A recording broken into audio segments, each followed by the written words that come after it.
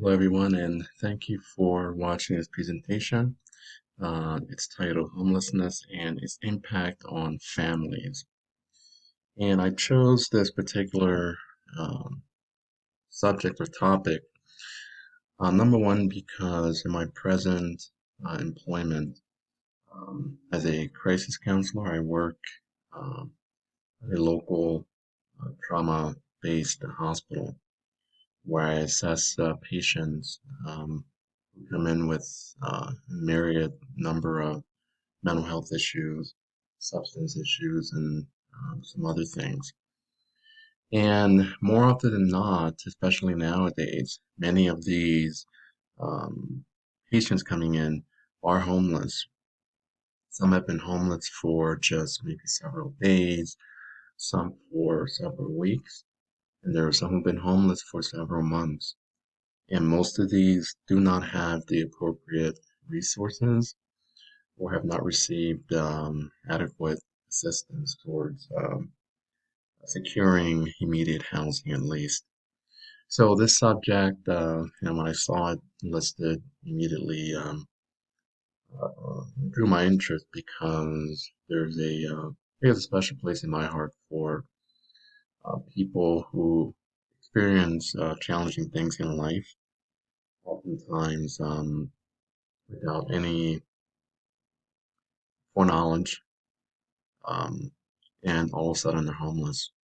Sometimes it occurs because of domestic violence, other times because of financial reasons, child abuse, and whatnot. So hopefully, as we just journey through this presentation, you'll be able to learn something that's going to not only impact your life, but also change your perspective on this issue if it requires changing. So again, it's homelessness and its impact on families. It's a very specific topic, and hopefully you can see that many families nowadays are being impacted by homelessness and thus require more resources to help them get back on track.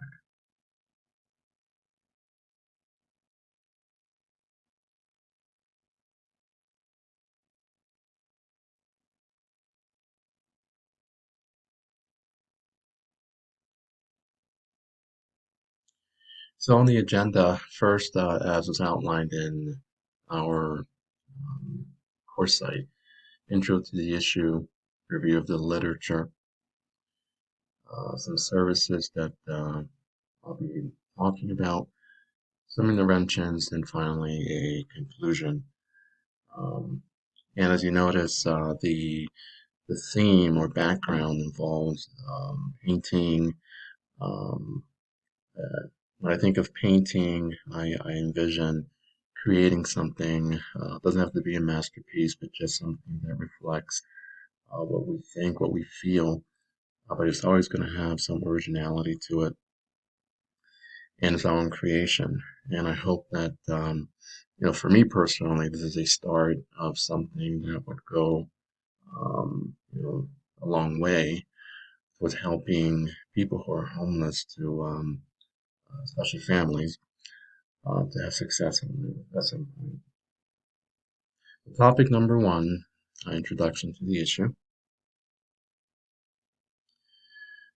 A number of points here I just want to briefly touch on. Um, I don't like to read verbatim, so I'll try not to do that.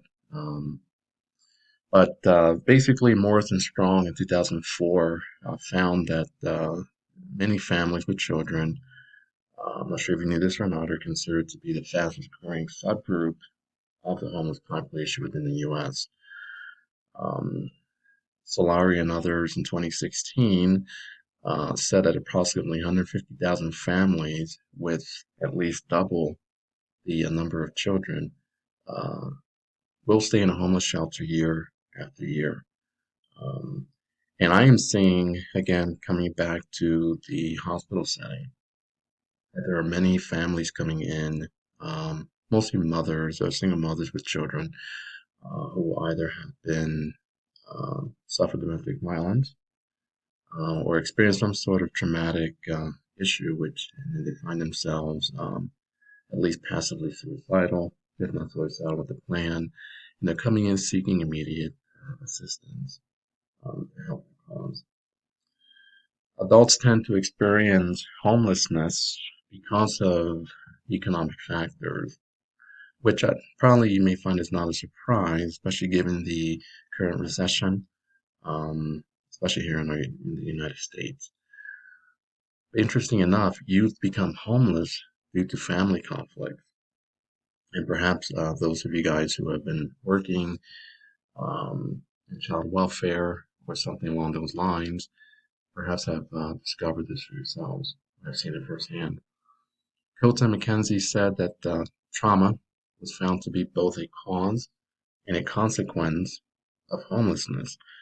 And at first glance, it may sound pretty surprising. However, in this course, we've talked about trauma, how it impacts families and children. And trauma is a huge, it's a very complex, multi-leveled subject or issue, which, not surprisingly, is a consequence of homelessness.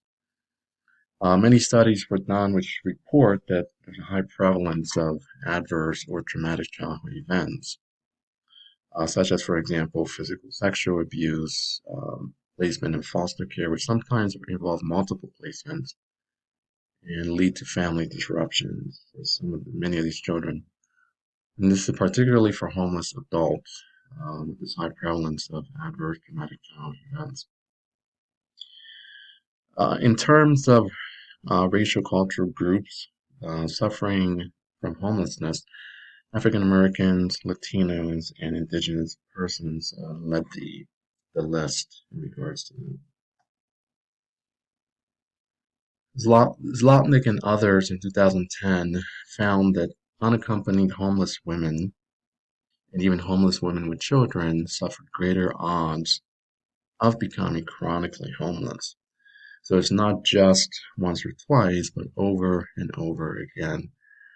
And these researchers found that the odds were higher for those who had experienced physical and sexual abuse of children to suffer homelessness at some point. And again, coming back to the trauma point that was made earlier, again, it's kind of just underscores how trauma is perhaps the number one contributor to eventual homelessness in both children and adults. Baker in 2013 wrote that incidents of child abuse did result in less contact with and even less support from family members.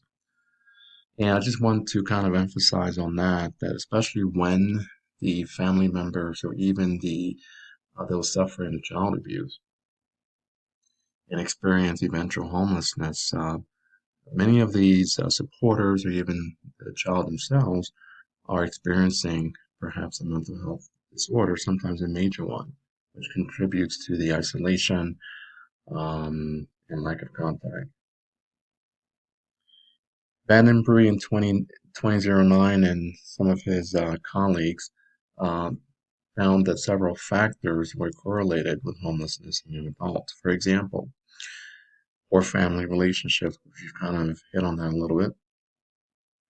School adjustment problems, which was not talked about yet, but at the same time, when there are issues related to adjusting to new school settings, perhaps bullying, something of that nature, um, combined with other factors, it can certainly contribute to eventual homelessness. And even the experiences of victimization. Childhood predictors of family homelessness including foster care placement, we just kind of talked about. And here's a huge one.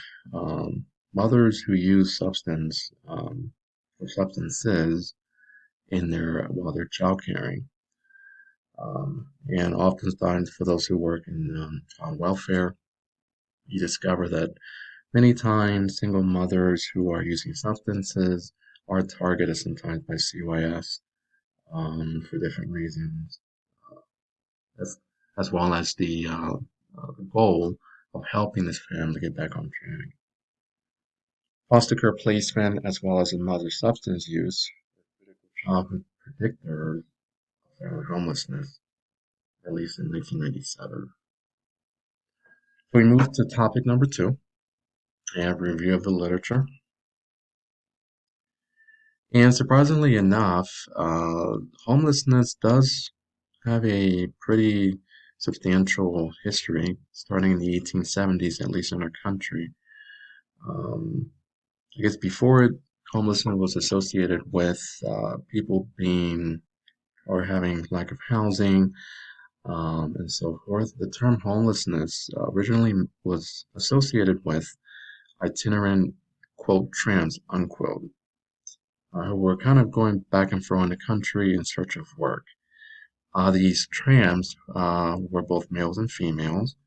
And basically, they were just not in the sense of a sexualized nature, but pretty much just traversing our country looking for work. Sometimes they were referred to as hobos, that sort of thing. Perhaps you've heard of that. But after World War II, things changed, and homelessness reflected less this image of younger white Caucasian males who needed housing, and kind of transitioned more into older white males who were disabled or have lived on Social Security and also lived in cheap hotels. And these cheap hotels were replaced later by rental units, apartment buildings, and so forth. Moving to the 1980s, there was a huge rise in homelessness due to, here's a term perhaps that we've heard, especially recently in our towns and cities, gentrification of the inner city. Now, I want to kind of park on that a little bit because gentrification pretty much means that you've got greening of certain areas of towns and cities, which means that homeless populations can no longer kind of, you know, um, temporarily just kind of find housing on park benches or sidewalks, that sort of thing, then causing them to not have places to temporarily house themselves. So gentrification, though it's got its positives, also has contributed greatly to homelessness in our inner cities. We've heard about the institutionalization of the mentally ill. There are now lesser number of mental hospitals and facilities, so now you have more mentally ill uh, people in our country who are also homeless, and they are on our streets, unhoused. High unemployment rate, the emergence of HIV/AIDS, and especially deep budget cuts to our government programs, which certainly does not help the homelessness issue. Moving along more into review of the literature, in 2002, there was a special agency created called the United States Interagency Council on Homelessness or Usage, which was created to better manage all of the homeless programs that existed in the U.S. at the time, to better streamline the process and deliver more and more effective goods and services to our homeless population.